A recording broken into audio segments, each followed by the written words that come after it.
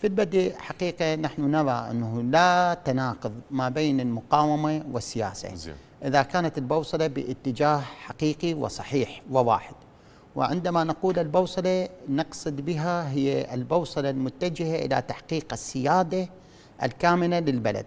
ففي فترة معينة، في فترة ما، كانت المقاومة هي صاحبة الكعب العالي كما يقولون، أو صاحبة النصيب الأوفر في الذهاب بالبلد باتجاه السيادة. طيب. كما أنه يجب علينا أن لا ننكر الدور السياسي الذي أكمل غاية المقاومة، وهو الذهاب باتجاه تحقيق السيادة. زين. فهذه المرحلية وهذه الرؤية حقيقة هي موجودة منذ بدايات المقاومة، يعني المقاومة الإسلامية عصابة أهل الحق منذ بداية انطلاقها في 2003. وأنا دائما أأكد يعني منذ البدايات إحنا لم نكن هواة حمل السلاح، ولم نكن هواة للموت أو الابتعاد عن الحياة، بقدر ما كان لدينا رؤية أنه نجنب البلد تدنيس الاحتلال ونخرج المحتل من البلد من أجل تحقيق السيادة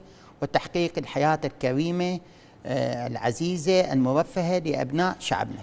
طبعا نتيجة وجود المحتل الأمريكي في ذلك الوقت، وأيضا كان مصاحب هذا الاحتلال فتح الأبواب لتنظيم القاعدة الذي عاث في العراق فساد، ثم بعد هذا التنظيم القاعدة أتى تنظيم داعش الإرهابي أيضا عاث في العراق الفساد وقتل أبناء العراق وفعل ما فعل من أفعاله الشنيعة. كل هذا جعل المقاومة الإسلامية متصدية لكل هذه الملفات في كل هذه المراحل.